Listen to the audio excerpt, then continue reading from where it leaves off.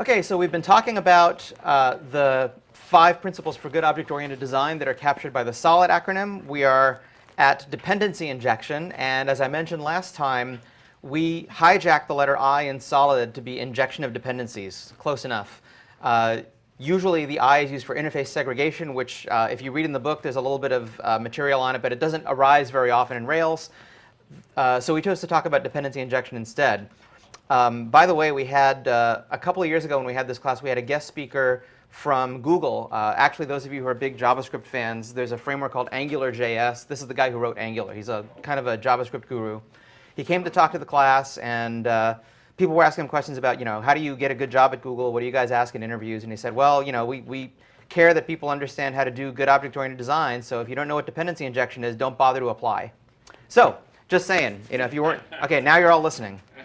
Okay, dependency injection. Sometimes also called dependency inversion. Here's the problem it tries to solve. You have 2 entities in your app, A and B. A depends on B, but the interface as well as the implementation of B might not be stable. They might change. Even if the functionality is stable, the way that you call it might differ. So for example, one of the cases this arises in Rails is that there's the idea of what do you do with the user's session so that you can hold on to that information in between requests, right? So where does the session get stored? And you might, there's actually config settings where you can put it in a file, you can put it in the database. If you have a really big site, you can store it on something like memcached. But the application really just wants a single API, a single interface to how the session store would work.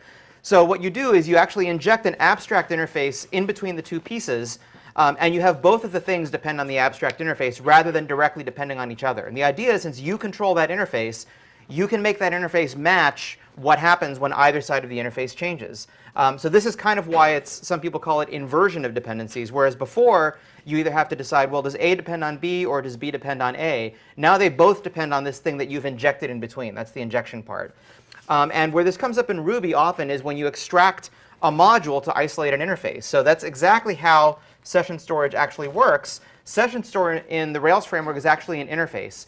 It defines a couple of methods that are available to whoever wants to use it, like a session manager that would be associated with a controller. And it does whatever it has to talk to whatever the back end is where you're going to store your sessions. So the way you store a session in a database table is quite different from how you would store it in memcache, which is different from how you'd store it in a file. So the idea is that you'd have different possible implementations of things down here, but they have to conform to the few entry points that this interface exports. And the interface, in turn, exports a couple of stable entry points to the things above it. So now both sides of it, right, both the session manager side and the thing that stores the session data, both have to conform to what this interface does. In fact, there's an even easier example of when this happens in Rails, which is really the interface between controllers and views. We already know that if you put code in a view, that's sort of a bad smell. And in fact, in terms of dependency injection, we can look at this as we're putting stuff into the view about something in the model, and if the model changes, then the view will have to change. And we already know that putting code into your controllers or code into your views is a smell. A little bit better might be in your view, you could just say, well, I'm going to define a method whose job it is to supply this value, right? So in a sense, I'm injecting a dependency saying that this method has to promise to make available just what the view needs, and this method has to do whatever it takes to compute find VIPs in this case. And of course, the even better way is to just put this in the controller instead of in the view. But this is sort of a trivial way of saying we don't really want the view to depend on the model, nor do we want the model to have to worry about what the view wants. Instead, we'll define an API that's in between. And in this case, the API is just setting up a variable that calls a known method. And now it's independent of both the presentation part and the model part. So this is sort of the simplest possible example. What would be a more realistic example of something like this? And here's another very common problem, which I'll give you 2 examples of. You have a client that wants to use a service of some kind, and the service supports the things that you want to do, but not necessarily the way you want to do them. The APIs the service offers are not exactly the ones that you'd like to have. Or you might even have a client that you have to interact with multiple slightly different services, services that all offer the same kind of functionality but don't offer the same API to doing this. And in fact, this comes up again in Rails in terms of the database that's used to store the models. You already know that when you're in development, you can use SQLite. When you deploy to production, it could use Postgres or MySQL. And those databases, even though they all sort of have standardized on SQL and the operations you can do, the APIs that they provide to a client are all quite different. So in fact, this is implemented using the same pattern. And I'm going to, hold on, make it so that I can actually read the text here. So a Rails example of this is having different adapters for the different kinds of database. So let's kind of notice the symmetry in terms of the diagrams here, right? On the left is sort of the canonical schematic diagram of how the adapter pattern helps to solve this problem. We've got the client. So in this case, the client is active record base. It's the thing that provides the functionality of talking to the database. And the problem we're trying to solve is that there might be different kinds of clients we want to interoperate with. So we basically have delegation. We have an abstract adapter that actually just promises whatever adapters I use, I'm going to export up to active record base something called a connection, an abstraction for a connection to some type of database. And there's also overriding, right? So what happens is active record base is asked to make a connection. It doesn't actually do that job. It delegates that job immediately to the abstract adapter. And then there's subclasses of abstract adapter that do different things depending on what you have to do to establish the connection, right? So the MySQL adapter does the right thing for a MySQL database. Another example that actually comes up in one of the apps that I manage is I use these external SaaS services for email marketing.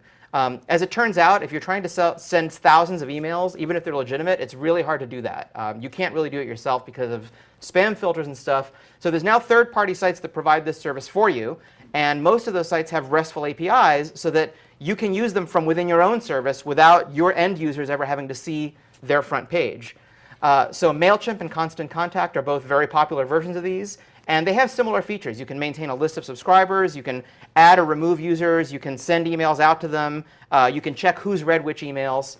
But of course, the APIs are quite different. They're RESTful, but they export quite different sets of operations.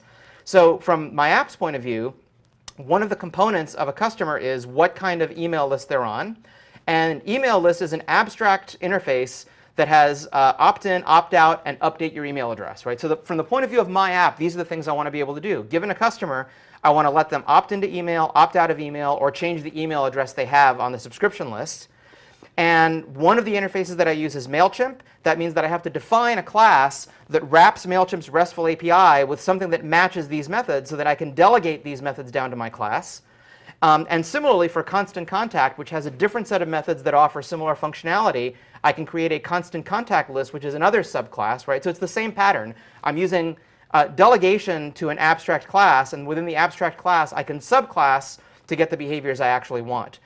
So this is a general pattern called the adapter pattern. As you can tell, we're taking a target or a couple of different targets and adapting them so that they have a uniform API up to the client that wants to use them. And as it turns out, we're actually even doing a little bit more than that. The facade pattern is what you get if you're not only doing an adapter, but you're also, in some sense, simplifying the API. So when I showed on the previous slide, there's only 3 things that I care to do using these email services. But in fact, the email services do a lot of other stuff. The email services have member list management and campaign reporting and all these other things. Yet I'm not using any of them. I'm actually just cherry picking a couple of methods from this much larger API. So it's a facade in that I'm simplifying the API, and it's an adapter in that I'm changing the API slightly so that all the different ones that I use will export the same API up to my app. So these are patterns that are all related to each other, and they have to do with how do you mate 2 pieces together without introducing a strong dependency between them. So here's a question about that, which applies to some of the tests that you have already seen. Maybe you have already even written. You've seen that when you're trying to test a controller method, many controller methods that are doing lookups in the model will use the where method, which is inherited from active record base. And one common way that you would test those methods is to stub out the call to where. And here's a question. Which statements are true when you're doing that? That the controller you're testing is tightly coupled to the model? Or that if you were using a static language, you would need to inject a dependency to achieve this task in the testing framework? So which, if either, or both, are true?